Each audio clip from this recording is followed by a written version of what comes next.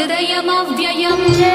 विष्णुमानन्दमध्यस्थम् ह्रीङ्कारबीजरूपिणी ॐ क्लीं अमृतानन्दभद्रे सत्य आनन्ददायिनी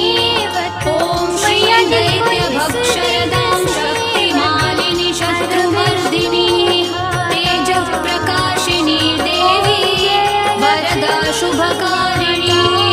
ब्राह्मी च वैष्णवी भद्रा कालिका रक्तशाम्भवी आकार ब्रह्मरूपेण ओङ्कारं विष्णुमव्ययम् सिद्धिलक्ष्मी परालक्ष्मी लक्ष्म्यलक्ष्मी नमोऽस्तु ते सूर्यकोटिप्रतीकाशं चन्द्रकोटिः समप्रभं तन्मध्ये